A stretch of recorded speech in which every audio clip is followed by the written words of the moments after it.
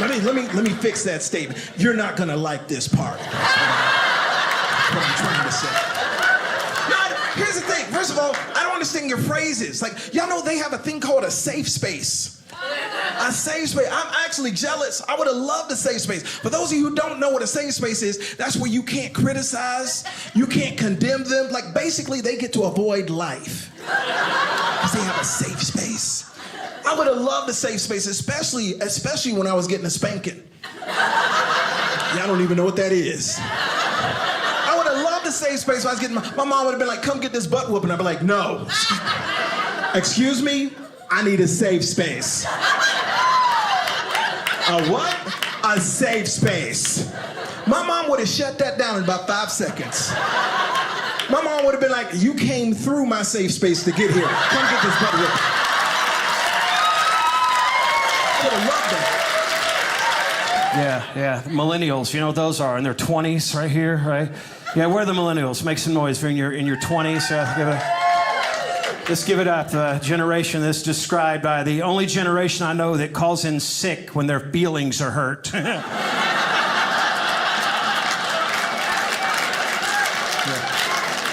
I'm going to say things in this set just to throw you guys off, the millennials, right? All right, in the middle of something, I'll just stop and go, cassette tape, right? Or job.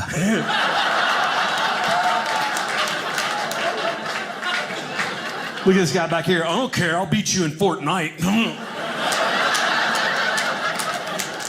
That was a gaming joke, sir. It's a gaming joke. We'll pray for you, is what we'll do, okay? I used to make fun of millennials. That was something I did. Yeah, I used to make fun of millennials till I did a Google search. And I realized I am one. Now, I don't think they're that bad. That's who I am in a nutshell. I'm a total hypocrite. I will make fun of a group of people till I realize I am that group of people. And I'll be like, come on, you guys, they're all right. I like millennials. If I did have to pick on millennials, I think our biggest issue is we're too self-aware. We know exactly what's wrong with us and why, and I don't know if that's healthy. Because everyone in my age knows exactly what's wrong with them, but no one seems to be getting any better. Like every person I meet my age, they're like, I have anxiety. And I'm like, oh, what are you doing about that? Nothing, I'm telling you, so you work around it.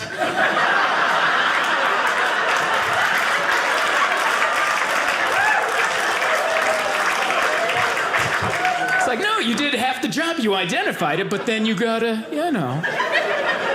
Everyone knows why they have anxiety. And they'll tell you right away, right when you meet somebody, I have anxiety because when I was 8, my brother locked me in a closet, kept me there all weekend. It's like, that's too soon. That's for tomorrow. That's if we talk again tomorrow. This is too soon. And it's not like we're the first generation to have anxiety. We're just the first generation to look into it. I'm sure previous generations had anxiety, but they didn't look into it. They're just like, I don't know, when I go to Costco, my cheeks tingle, and they kept it at that. They didn't have time to start digging into it. But that's who I am. I'm a millennial. I'm not manly. I'm not a manly person. I don't know if you guys can tell by my build. I'm not manly. I had someone recently ask me if I could change a flat tire, and I'm like, why would I even try? Why would I even attempt that? I have AAA. Get AAA. If you don't have it, get it. It's $50. $50 a year. You get a flat tire, one phone call, a real man shows up. And he does it all while you stand safely off to the side. Sipping a latte, making small talk, like, oh, is that a torque wrench? All right. And that's all you have to do. Someone asked me if I could change my own oil. Again, why would I even try? I don't even know where that hole is. And also, how well do you think I'm doing that you think I have a pit in my driveway? Because that's how I get my oil changed. You drive it over a pit and there's a troll down there that has to... No one knows that guy. That's someone we keep down there. Sweep snacks down there for him. He doesn't get to live in society with us, man. I will defend your generation. Because here's the knock on the millennials and their generation. You hear it all the time, the young people. You hear that you are a coddled generation, and then when you get turned out into the real world, you're not ready for the real world, and you end up back at home, right? That's the knock on them.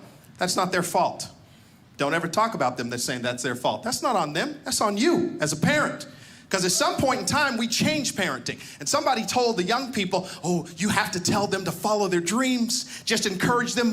Don't listen to anyone. You just follow your dreams no matter what somebody says. And they get turned out in the real world, and they realize there's no financial backing for a cat water park, and then they're back in your house. That's you. That's your fault. I try to bring them in the show early, because I know. Because right now, 24, I'm going to talk up here for 40, 45 minutes, and then you're going to sit there and stare and wonder why people are laughing at me. But in 10 years, you'll think I'm a genius. That's how it works. So I try to help. At 24, you enjoy every bit of your life at 24. I'm going to give you the facts of life, and all the people that are out there that are in that same age range. Enjoy every bit of it, the real facts of life. Not the stuff that's peddled to you, the real, raw, honest facts of life. That life is unfair, life is ironic, life does not always work out. Am I right so far? Life is hilarious at times when it shouldn't be. Not everyone gets a trophy. There is no such thing as a participant ribbon. It is first, second, and third place. If you don't get one of those, then you just tell people you were there. You understand? That nobody came back from Brazil with a participant ribbon. That's what I'm saying. Enjoy every bit of your life. Because at 24, the truth of life is, at 24, you got about 4 more years till it's different. I'm not saying over, I'm just saying it's different. You take things for granted at 24. 24, I bet you can eat a meal and then do something right afterwards, can't you? I bet you can. Yeah, you hold on to that. The body can't be multitasking like that forever. 51 years old, you eat a sandwich, be in the middle of a conversation, go, ooh, I gotta lie down. I gotta lie down. Yeah, I just ate, I could digest or talk to you, but I can't do both. I will talk to you after my nap, but right now I need to be in a bed. That's where I need to be. And people hear me talk about this and they get angry. They go, oh, don't tell young people that. Life begins at 40. Life is well over by 40. Get your act together by 28. Look, if you want to know what the perfect model for life is, Benjamin Button, that's the perfect model for life. Because you peak physically and mentally at the same time. 24, that's the top of the game. If you're an athlete, you're strong, you could run, you could jump, but if somebody said use that effectively in a competition, you wouldn't know how to do it. And by the time you got the wisdom able to do it effectively, you can't get out of a chair. Try to bring people on board. People in denial, I try to bring them on board. How old are you, sir? 46? How old are you, my friend? 51. Gentlemen here, arm cross. 50. All right, we're all about the same. But that didn't even matter where we were. If we were even 30-something, we're still the same because we're past 28. Because that's what it is. Because you know what we say on a regular basis, the 24 never says? I think I slept wrong last night. Look at the young faces in this room. They don't even know what I'm talking about. Don't you just fall asleep? Oh, yeah, you used to. Then wait till one night you're getting ready for bed. Wait for that to happen. I got to get ready for bed. Because last Wednesday I slept wrong, and then I was messed up till Friday. So this time, wait till you wake up in the morning with gray hair and acne. What in the world? How am I going backwards and forwards at the same time? I wish I had better news for you, young people. I do. I wish you. So you got 4 years. You enjoy it. Coast it all the way, and then 28, just ride it on out. Because there are times I drive by the cemetery and go, you lucky scoundrels, look at you. I wish it got better. I wish it did. It doesn't at all. That's what I've become in this. That's what I've become in my whole day. I'm at a point in my life. If you like technology, got a lot of technology going on. If anybody asks you, because they might, they say, hey, when did Lamont quit on technology? You tell them 51. That's when I quit. I've clocked out 51. I got enough. Got enough up here. Don't need any more. Got it all. I'm good. But I know everything. I don't pay attention to it anymore. I'm good. I'm fine. I know that, you know when I drew the line? Snapchat. That's when I drew the line. I did. I know. I don't know what it is. I don't know. I know the young people, you know what it is because you use it. I don't know, and don't tell me. I don't want it up here. I don't want it. I don't want it. It sounds dirty in the first place. It does. Sounds dirty. You want to see my Snapchat? No. No. Why would you say that? This is mixed company. No. It's a photo app. I know that much. It's a photo app because this is what this society is. We love taking pictures because there's no accountability. You don't have to make any decisions. Look at it. Look, here's 1,500 pictures of me. I just went outside for 10 minutes. Look at that. Because you just take pictures till the battery in the camera dies. That's it. See? It's a different generation. Folks my age, we had to make decisions because our camera had 24 pictures. And you had to make harsh decisions about what you took pictures. There are times your friends go, hey, could you take a picture of me? You're like, ooh, I got 3 left, so no.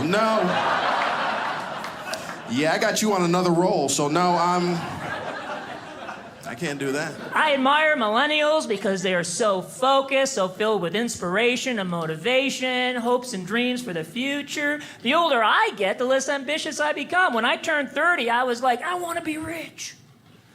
But then I turned 40 and I was like, I want to be comfortable. Then I turned 50 and I was like, I want to be in bed by 9:30.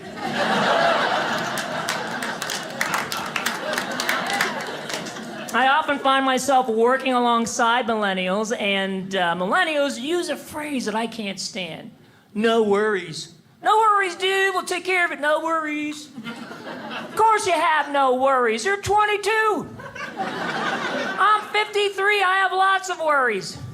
At 22, you can eat 1 slice of cheese and know you're going to go to the bathroom sometime over the next 3 months.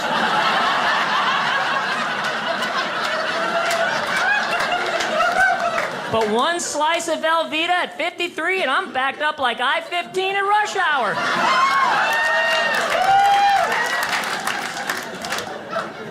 You know how I can tell I'm getting older? I was at a bar/restaurant recently and I saw a table of college kids order a round of Jell-O shots, and my first thought was, I'd love a bowl of Jell-O. The older I get, the bigger my sweet tooth becomes. I can eat an entire bag of Hershey miniatures in one sitting. You have not experienced shame until you've woken from a sugar coma naked, covered in 300 tiny candy wrappers. And everyone at the airport has their phones out streaming you to Instagram.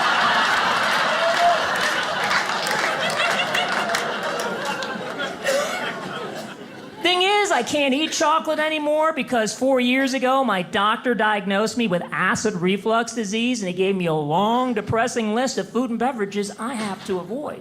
Sorry, Jeffrey, but no Coke, no Pepsi, no beer, no wine, no orange juice, no grapefruit, no pizza, no lasagna, no burritos, no gumbo, no chicken wings, no cheeseburgers, no chocolate, no mint, no chewing gum. Doc, if I can't eat that stuff, I should just end it all today. Okay, if you want, but no arsenic, no cyanide, no strychnine, no rat poison.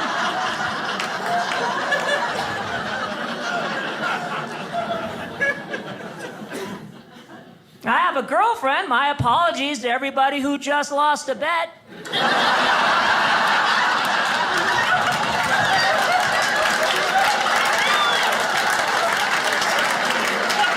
Wow, that joke got a bigger laugh than I was hoping for.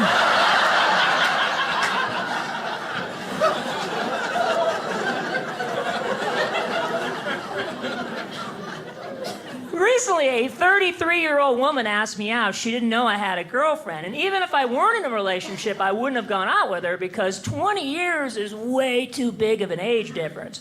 Because at 33, she's in her romantic prime, and at 53, I'm in my Amazon Prime.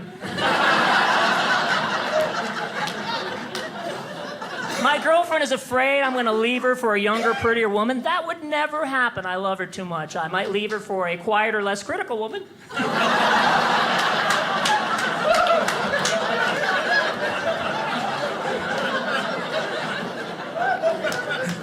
If I go home with a woman half my age, it's to steal her hair care products.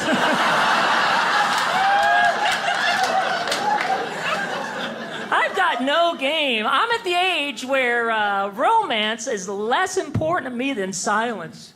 At 53, no offense, ladies, but at 53, I like my women the way I like my coffee, with a lid on it. If you saw my last special, I made fun of millennials. I don't know if you remember that or not. Yeah, it was quite popular. Do we have anybody here tonight under the age of 30? Any 20-somethings? That's still the dumbest group of humans I've ever met in my life. You're not dumb academically, I'll get to that, but you are soft emotionally, I can tell you that. The reason I say that, when I was growing up, our parents let us play in the street, climb trees, and blow stuff up. And you know what happened if you got hurt or maimed? You got a new name. I had two friends I grew up with, Amer and Niner. When Amer was 6, he was in the garage with his big brothers blowing stuff up. He lost his right eye. It was closed the rest of his life. He looked like he was aiming a gun. That's how he got the name Amer. He was the Amer. Everybody called him Amer. I did not know his name was not Amer. Till the first day of 3rd grade, the teacher said, Ross Thomas. We all went, Ross Thomas, who?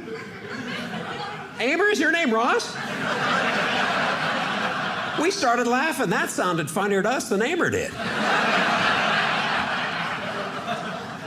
And Amer says to the teacher, no, my name's Amer. My mom is the only one that calls me Ross. And she goes, well, Amer, how'd you get that name? He goes,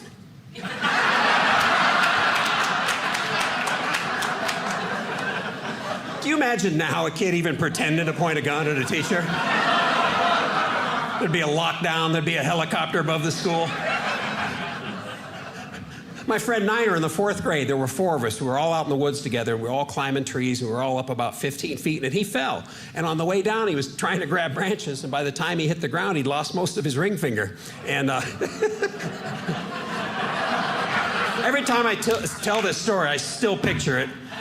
It's 55 years ago. It still makes me laugh. Because he got up, and he's dusting himself off. He's going, I'm bleeding somewhere. I'm bleeding. I'm cut, I don't know what.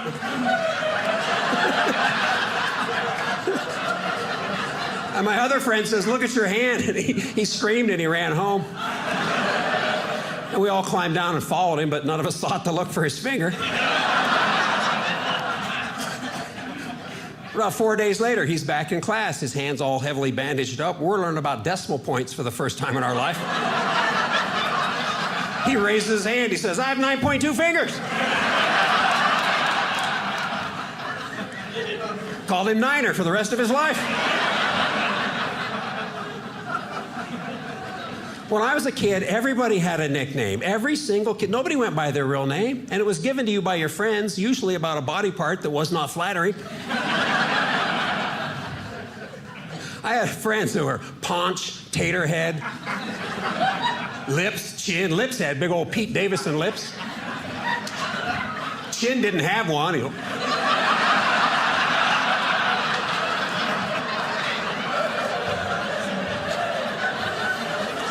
We originally called him Viola because we knew he'd never play one.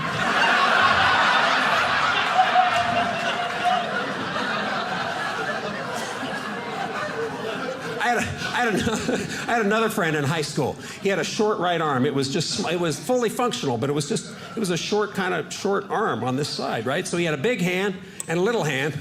We called him Clock. Everybody called him Clock. The teachers called him Clock. He was Clock. Clock was awesome, too. He was in my 2nd period algebra class, and we were supposed to be in our seats every day at 9 o'clock when the bell rang, but Clock would always wait out in the hall until that bell rang, and he'd burst through the door every morning like this. It was never not funny. Every single day we waited for that moment and laughed for 10 minutes. One day we're sitting in class, the bell rings, and he doesn't come through the door. We're like, oh, well, that's weird. Where's Clock? Must be absent. Well, he was tardy. 10 minutes later, he burst through that door like... We laughed until 9:30. And Clock was the best student in class, and he was by far the best student in class. And every Friday we had to race him on problems. The teacher would put problems up on the board. We had to compete against him. We called it Beat the Clock. Nobody could beat him. He had that left hand going like this, and the eraser in his short hand, and like.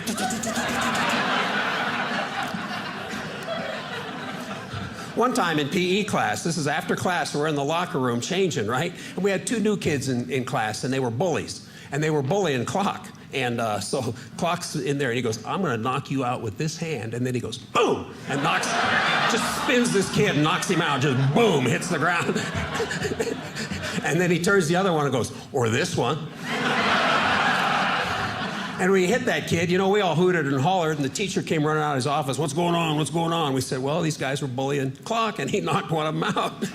And by then, this kid's kind of getting up, and the teacher just walks over and goes, you just got knocked out by a kid with a half arm. Hope you learn to keep your mouth shut. And that was the end of it. Nobody got sent to the office. Nobody got suspended. Nobody's parents got called. Nowadays, Clock would have been the one that got suspended for throwing that first punch. And then you'd had to bring your parents to get an anger management plan. Well, I got angry and I punched that kid. That's the plan. Can you imagine now calling kids by their afflictions? Hey, here's my buddies, Blinky and Snort. Here's my other friend, Orphan. His parents were anti-vaxxers.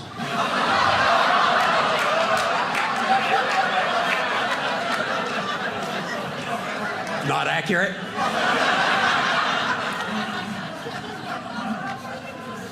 I said the 20-somethings are dumb. They're not dumb. It's just certain ways of the world. The reason I say that, you watch, in the not-too-distant future, hackers are going to knock out our cell phones and the internet. These 20-somethings that are come to a stop, stare at their phone, and have no idea what to do next. Because they've always had an internet connection. If we lose the internet, us old folks, we got a plan B. You 20-somethings are going to have to find a bunch of old people and ask us how to do stuff. Hey, mister, can you help me get home? I don't know how to do directions. Well, I can draw you a map, but you're going to have to listen and store the information in your head. A lot of comedians make fun of millennials, not me. You got it tougher. Like older guys, our lives, older women, your lives, basically your whole lives. Here's what you had to do. Something was funny, you laughed. Not millennials. You got a whole different math. It's the millennial math. It's like, okay, was that racist? Was that sexist? Was that body shaming? A lot of stuff to consider. Here's the thing that I will share with you that I will make fun of millennials. The only time millennials make me crazy is when I watch HGTV. And you'll see a millennial couple, it happens once a week on there, and they're buying a house that I will never be able to afford. And it's always something like, my name is Topher, and I'm 28. I make antique kites. And my wife makes vegan-friendly emojis. Last year, we cleared almost $9,000. Our house budget is $950,000. We could go to $1 million if it helps our carbon footprint. It's like trust fund, house hunters edition or something. I am a millennial. It's interesting. I could tell that, given the last sort of year, millennials kind of, you could wipe that disdain off your face, miss. I'm aware that we're not well-liked. I've been through being a millennial for my entire life. My mid-30s is basically just various older members of my family walking up going, ugh. Your generation, so wasteful with money, your generation. Your generation spends $25 on breakfast. And then I have to say, well, that's how much breakfast costs. And I was told by someone in your generation it was the most important meal of the day.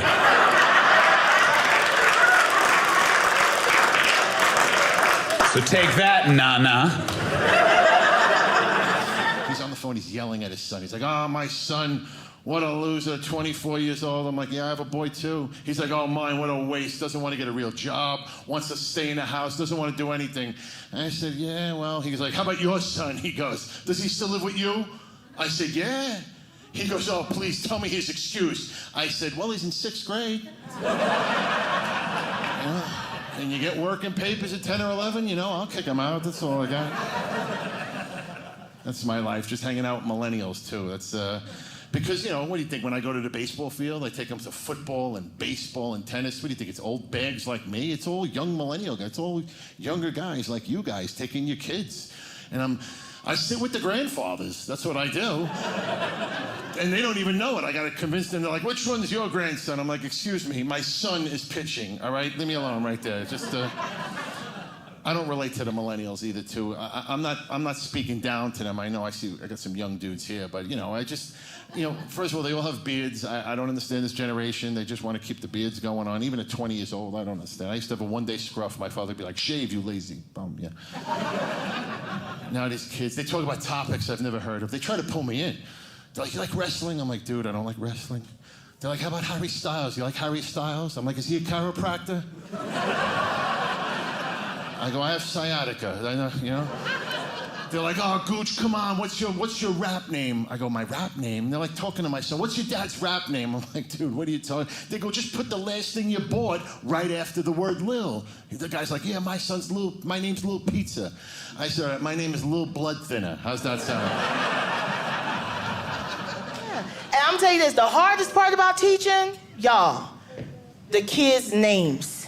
Millennials getting way too creative, I'm telling you.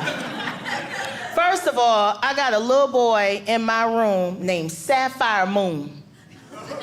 Exactly. And then he's gonna come up to me and say, oh, Miss Gaines, I don't have my homework because Mercury in retrograde. Why do you know that? You know what I mean? I was like, and tell your mama you need to stop burning all this sage in my classroom. I don't understand, what all this means, okay?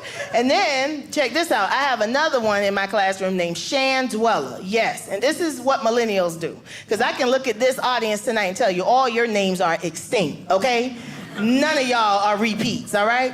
Shan Dweller, what they do is they take 3 syllables, they push them together, and then they arbitrarily capitalize any letter they feel like capitalizing. And now they started putting punctuation marks in the name. What?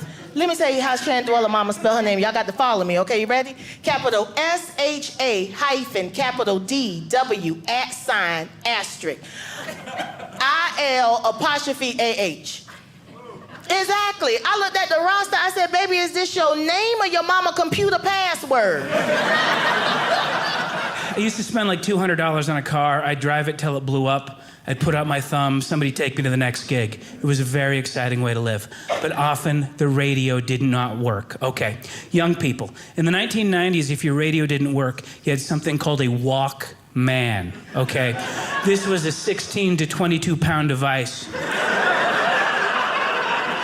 that you would either wear on your hip or would sit next to you in the car as you drove. Now, the Walkman did not have the music in it. It was a music delivery system. The music was kept on a cassette tape. Here's what we did. We took the music, we wrapped it up really tight, we covered it in plastic, and we put that in a box in the car. So it's not like now where you just say the name of a song and starts playing. That was work!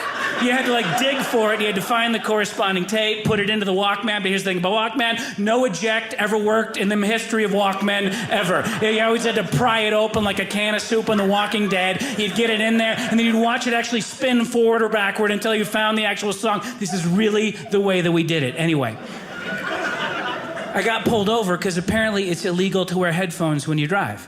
And I asked the cop, I said, why is it illegal to wear headphones when you drive? And he said, well, you can't hear emergency vehicles to stop for them. And I said, so how are we having this conversation?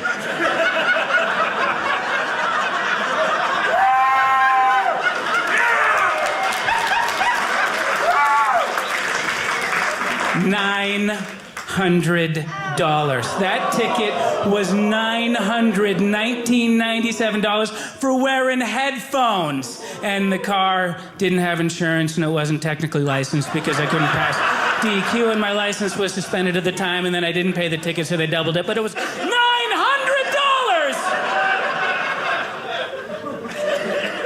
can't get away with irony and sarcasm as much. I find that's an age difference. At my age, it's hard to get away with sarcasm because young people just think you're being mean at my age. See, I was kidding. I don't think you were. It was irony. I was being ironic. Really, at your age? I don't. Plus, what is and isn't mean has just changed. The boundaries of propriety, and I lose track. I'm always inappropriate at the. Like this happened. I was joking around. I was buying televisions. I was going to buy I was going to buy multiple. I was buying a television. Things aren't going that well. And we had all the TVs out in front of me, and I'm trying to choose them, and I got it down to, like between a Sony, that's like a Japanese television brand, a Sony and a Samsung and an LG, and I'm looking at like 7 or 8 screens for like 40 minutes, and I just can't figure out which to get, and finally I turn to the clerk, and I say, you know what, I hate to admit this, but to me, I think all Asian televisions look alike. It's a joke. It's a joke. Come on. Because that's what he did. He kind of shook it off. Like, come on, I was joking. And I can't tell the difference between Asian televisions. They all look the same. He could tell. Of course he can. He's Korean. He could tell. Yeah, he's Korean or Japanese. I can't tell. But...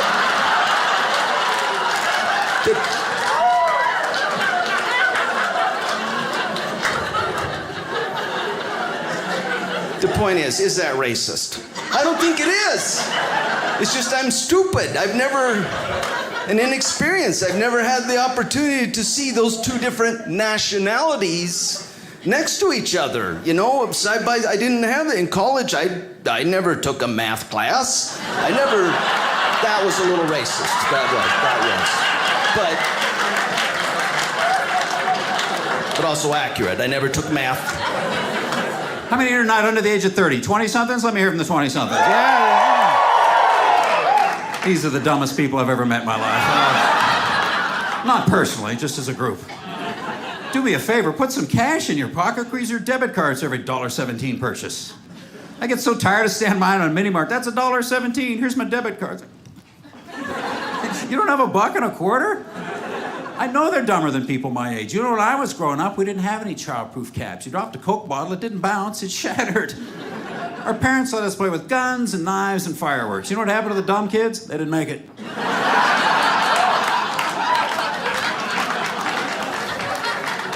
It's true. These guys grew up in a world that's childproofed and padded. All the dumb ones lived. Now they use debit cards for $1.17 purchases. You ever see what they're buying? Energy drinks. How much energy do you need in your 20s? You should be selling those at the retirement village. That's the target market right there. A couple of monsters and a Red Bull are going to pick up that bingo game, I'm sure. B19, that's mine.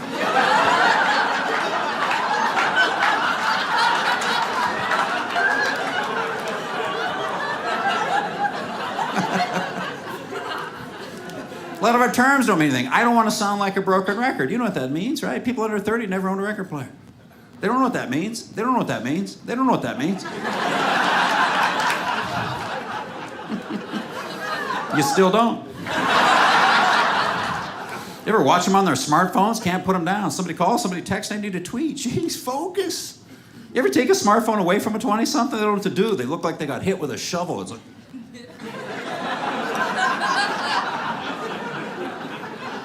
I should have learned how to talk to people.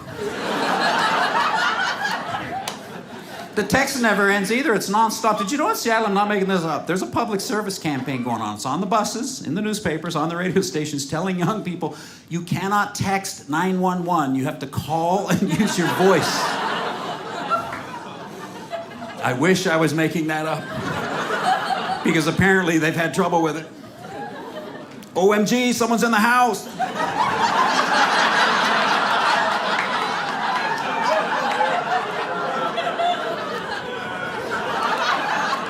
I am not ROFLMAO.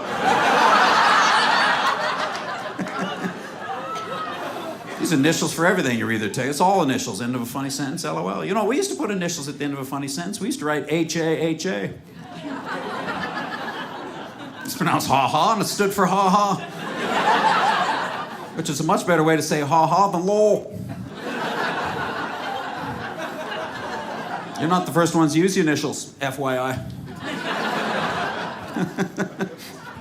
I make fun of the 20-somethings with their phones, but you know what? I'm as bad as they are. They're addictive. It's instant information at the end of your hand. It's hard to leave them alone. But I do miss the black, old-school rotary phones. You know why and what those are good for? 20-somethings, you're missing out on this. The older people remember this. Ending an argument. Yeah. Remember slamming those down? Felt good to slam a phone down. You could let some aggression out. You know what? Kiss mine. Bang. Felt good. Can't do that with a smartphone. You kiss mine. Beep, click. You tear your pants pocket out doing that.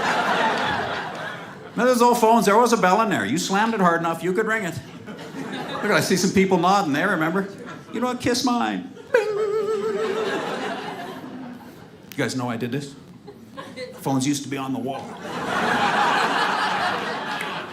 I'm not making that up. I'll tell you something else. People used to call us. We didn't know who it was. I'm not making that up either, am I? Remember the phone would ring? You would run to answer it. You pull your hamstring getting to the phone.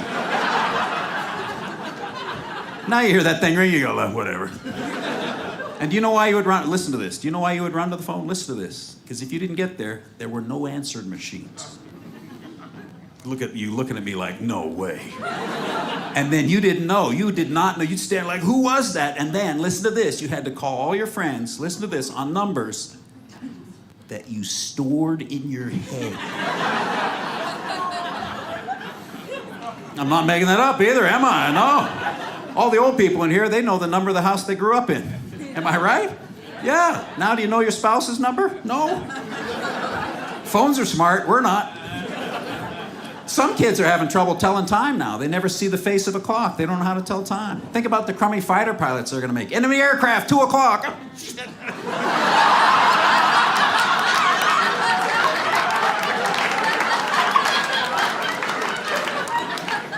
That's in an hour.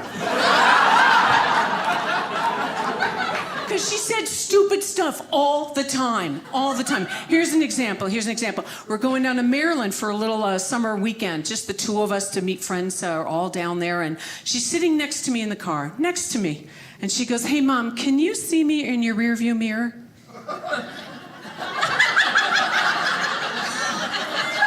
Thank you, sir. You got that right away. I did. I was like, no, I cannot see you or high school graduation. What are you talking about?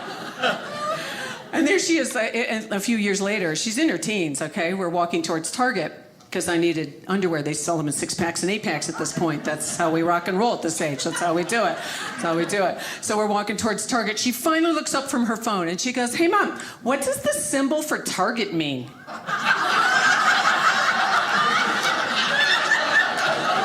Again, intelligent crowd. What does the symbol for Target mean? I just looked at her and go, it means community college, honey.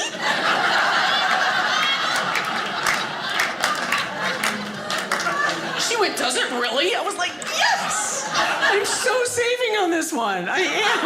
It's great. She really does. She hates that joke. She does. She gets so annoyed. It's just a circle within a circle. So makes it a target!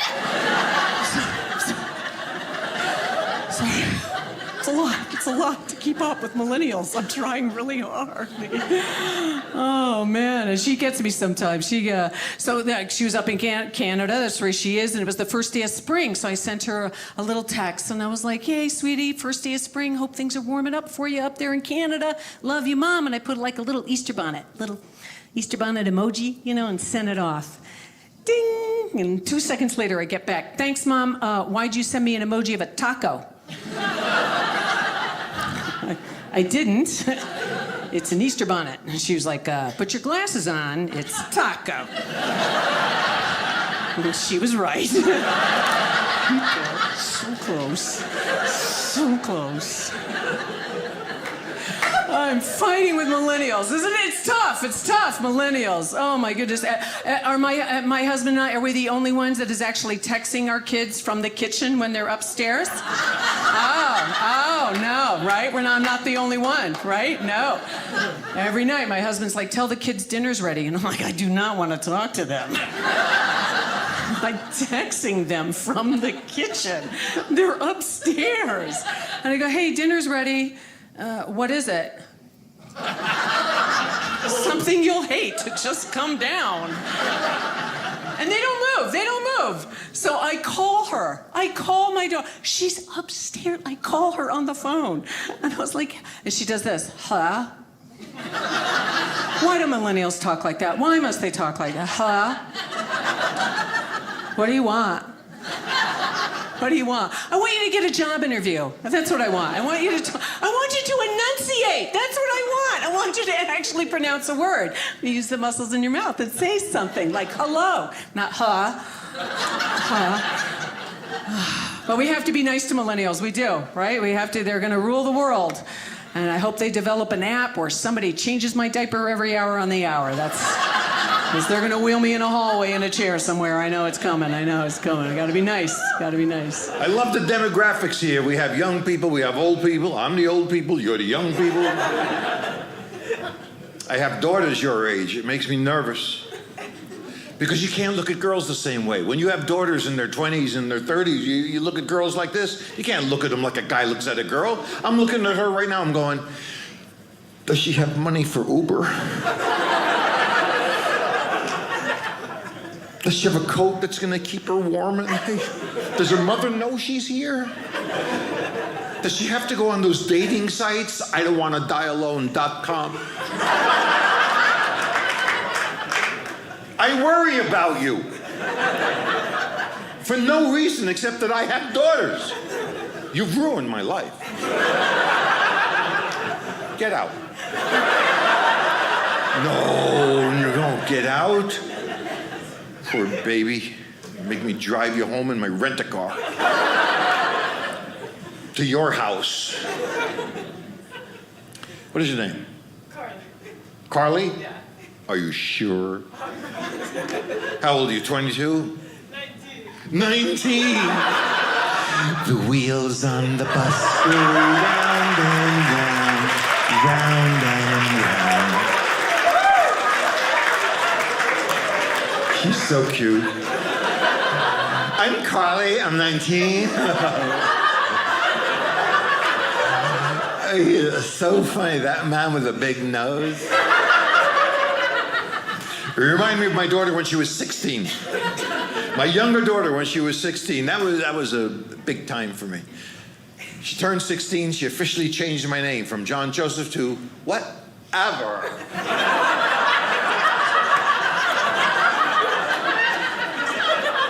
She didn't have one shirt that covered her belly. Every shirt stops here. They're like neck bandanas. But Daddy's the idiot when he said, Emily, don't you have any shirts that cover your belly? You are so stupid. These are the clothes we wear.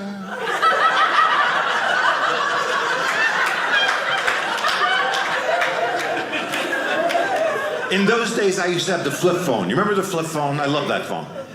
The 9 didn't even work. I had that phone so long, the 9 was just broke. It didn't work. So if there was an emergency, I had to dial 411. Hello, information? Call 911. I'm on fire. My kid had the iPhone 7WS to the 3rd power. You press a button, another boyfriend came out. She called it an app. And she would never call me. She would text me. She could text me 30 times in 10 seconds. She would make one call at the end. Daddy, why don't you text me back? I'm just trying to find the L, okay? I'm not 19. She's 19. She could jump off the stage, land on her head, and go play volleyball. Nothing would hurt. There would be no bruises. Look at me. Look at me! I hurt myself sleeping. Do you understand what I'm saying? I literally woke up 3 a.m., middle of the night, with the worst cramp in the world. I had a cramp. I had to get out of bed. I was walking like this. And then all of a sudden my wife wakes up because it's 3 a.m. What are you doing awake? It's 3 a.m. I can't. She doesn't really talk like that, but I've been married a long time. She doesn't use words anymore, just high-pitched sounds. I've changed so many batteries in the smoke alarm until I realized it was her voice. So I have to force myself to sleep through the pain so I don't have to hear that sound anymore. There were other husbands outside walking their dogs and they would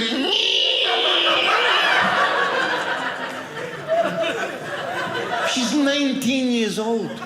She looks in the mirror to see how pretty she is, make sure her eyeliner matches her purse, and it matches this and it matches that. Look at me. Look at me. I look in the mirror to see what new stuff just grew on my body.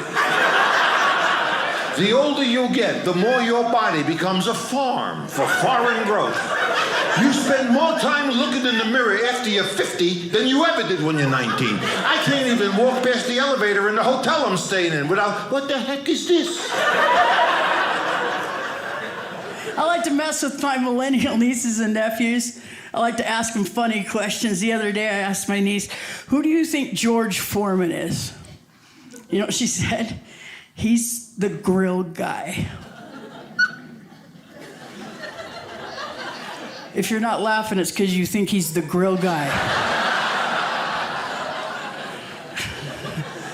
He's a boxer. He's not the grill guy. She didn't know the difference. My son is a millennial. He just turned 18 years old. Do you guys know what that means? 18 means he will no longer be known as the defendant's mother. He turned 18 and he wanted wheels for his birthday, so I got him a U-Haul. That's the parent section over here. He's got them holes in his ears. You should let your kids get those holes. It makes it so much easier to chain them up. Mommy said, you're not going anywhere tonight. The next generation after the silent generation are the baby boomers, and the baby boomers were born between the 1940s and mid-60s. This is my mom's generation. These are the people that perfected smoking. They smoked at home, they smoked at work, they smoked in church, they smoked in restaurants between bites of food. There were ashtrays on the tables at McDonald's. They smoked in the car with their children with the windows rolled up very tightly. But we're all still here. Now, for some reason, the boomers are upset and mad at the millennials. And to be fair, everybody's mad at the millennials. And I think it's because they invented avocado toast. And the word artisanal. And they're putting pumpkin spice in way too many beverages that should not have pumpkin spice in it, right? And it's not their fault. Millennials, it's not your fault that you're big goobers. It's not your fault. It's not. It's because your Star Wars had Jar Jar Binks in it. It's not your fault. It's not your fault. And it doesn't matter because the millennials are all getting married and having babies now and their lives are over, so it doesn't even matter at all. So 36, I'm not handling my 30s very well because realizing 30s is not old, but it is almost old. Like, you're right there, you know? And some of you are in your 30s, you're like, that's not true, I'm still young. Yeah, the first stage of grief, denial. You'll come along. It's not. You got a little young in you and a little old. You're in transition, you know? Like, I still get excited about concerts, but I also get excited about Kohl's cash. I'm in transition, you understand me? And everything changes. You can get hurt doing anything in your 30s. Anything is dangerous. I play basketball once a week. I texted a friend my age, and I said, hey, are you going to be here this week? And he said, no. I threw out my back, and I said, how? And he said, folding a sheet. And I wasn't surprised. I was mad at him because we needed the numbers. I was like, come on, man, you're 36. You know you can't be doing that by yourself anymore. You free soloed a sheet? Are you insane? You need a spotter for that kind of action. I'm in my 30s. I still got no chest hair. It's not gonna start now. Actually, it's worse than no chest hair. I've got like 12 chest hairs. I'll take my shirt off, it looks like somebody stomped on a couple of daddy long legs.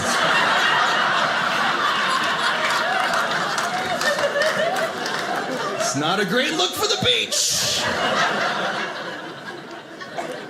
It's gotten easier to be a man, I'll say that, you know. Like 20 years ago, I was a huge wuss. Nowadays, I'm kind of butch. Yeah, that's right. Thank you, millennial dudes, for lowering that bar for me a little bit. Yeah.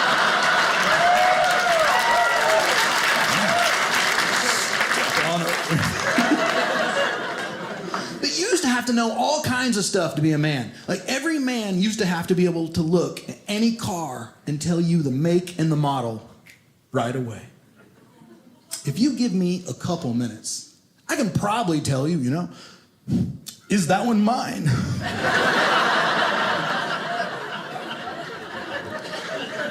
My check engine light came on one time. I just started laughing right there in the driver's seat. It's like, what? There's nothing I can check down there. The little picture on the light's how I found out what my engine looks like. So I recently turned 40, like 10 years ago, and over 40, wave a hand. If you're over 40, wave a hand. Okay. Now, if you're not 40, you're gonna think this is a joke. But if you're over 40, you know I'm telling the truth, because you start going through things when you cross 40 that you don't go through in your 30s and 20s. A couple weeks ago, I got hurt sleeping. Anybody? Not jumping out of bed while I slept. I pulled a muscle. And I'm limping around my house the whole day. I didn't know what happened. I couldn't remember. Then it hit me that I got that cramp. Who gets the cramp in the middle of the night? The cramp in the calf. Came time for me to take my nap, but I was scared. I'm not in good enough shape to sleep. So, of course, I made that New Year's resolution to work out. I went to the doctor, though, and I said, you know, I want a workout plan. He told me to start with 25 crunches a day. I said, man, that's a lot of chocolate. But,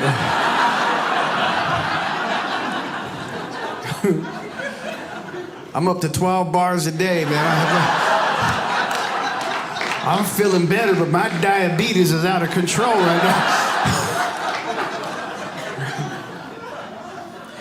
I wore black tonight. Ladies know that secret. Black makes you look thinner.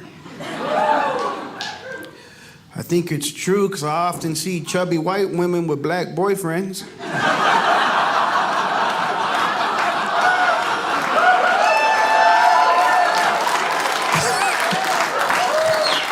Just seeing how far I could go with you guys, all right? Nobody cares when you're 37. Like, I don't want to be young again. I just want people to care about my birthday again. It's been a while, right?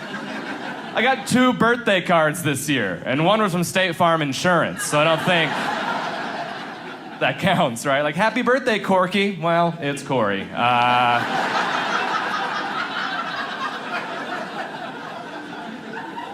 Have you considered life insurance? Well, not until now. They always had that like sad deflated balloon inside. Like, this is how you should feel about your life. All right, State Farm. I don't know. One lady I work with, super excited about my birthday, but she gets super excited about everybody's birthday, so it doesn't feel special. I don't know if you've met somebody like this that's like, oh my, it's your birthday? I didn't know today is your birthday. Why didn't you tell me it was your birthday, Corey? Well, because I don't like to speak to you, Kathy.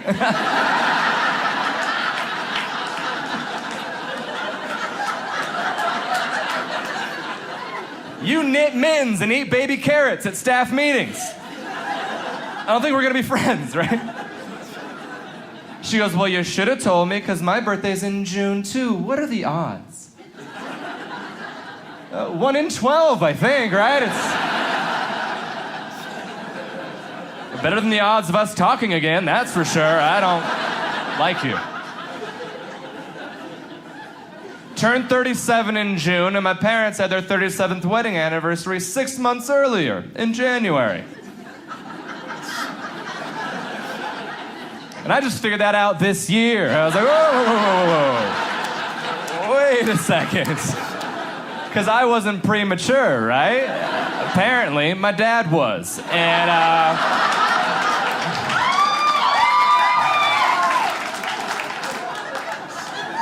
he pulled the trigger early, and then they had to have a shotgun wedding, is what happened. You know, getting older is weird, just transitioning through life, no matter what age you are. Like, I just had a birthday this year. Thought y'all would clap for that, but that's okay. That's all right, I had one last year, too. Might do it again next year, I don't know. No, I hit, like, mid-30s. I'm in that 30s range. And the 30s, to me, are a very awkward age. It's like the adult puberty, okay? Yeah, because you aren't that old, but you aren't that young either, okay? You're not. Like, teenagers start calling you ma'am. I'm like, are you being rude or polite? I can't tell. Especially here, all y'all are so nice. I checked into my hotel yesterday, and a young girl behind the counter was like, are you gonna need help with your luggage, ma'am? And I was like, you shut your mouth when you're talking to me. She didn't even see it coming. Oh, bless her heart. I gotta stop. It's true though, people are like, oh, don't worry about it, 30 is the new 20. I'm like, yeah, but it's not because we're cool, it's because we still don't know what we're doing. You can't say that. In your 20s, it's like, oh, look at her flail. In your 30s and you still don't know, it's like, oh, girl, you need Jesus. Just get that together, you know? Older people try to be encouraging. They're like, oh, honey, don't worry, I'm 72 and I still don't know what I want to do when I grow up. I'm like, that is not encouraging. That's depressing. The weirdest thing, though, about being in my 30s was the day that I realized that 40-year-old men were no longer creepy. What, attractive? Yeah. Like, I don't really know when that transition takes place, but it does. Y'all were quiet. Y'all were like, what's she gonna say? Oh, bless your heart. No, but for real, when I was in my 20s, if someone had said to me, that 40-year-old dude is really into you, I'd be like, ugh, mm-mm. But now, not that it happens, but if it did, if someone were to say to me, that 40-year-old dude is really into you, I'd be like, go on. I also feel really creepy if I find a guy attractive and I find out he's super young. I'm like, oh, wow, he's cute. And someone's like, yeah, he's 22. I'm like, oh, no, I am so sorry. It's possible I used to babysit him. Yeah. Does he have an uncle? I love those uncles. You can't tell these days. You can't, because I always feel like I'm younger than I am. Until I hang out with people in their 20s. And I'm like, no, I am tired. Boy, and then my son married a hippie girl. He married a hippie, a Minnesota granola cruncher, and we love her to death, we really do, but we have butted heads more than once about diet. First of all, she makes a list of things we're not allowed to feed our grandchildren. Are you kidding me? They're my grandchildren. I'm gonna give them whatever they want. If they want a silo full of sugar, I'm gonna pour them in it. Just throw them in it. Go ahead. There's a door on the bottom. Eat your way all the way out there.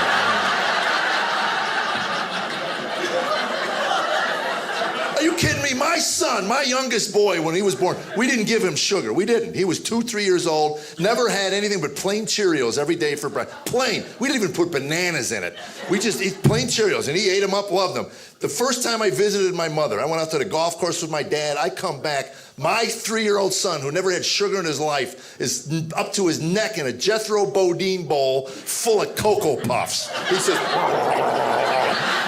he looked at me like I betrayed him. You lied to me. And that was it. He never ate a Cheerio again. So I got grandkids, and I'm doing the same thing to mine. Just eat this. This is... My daughter-in-law says, no way.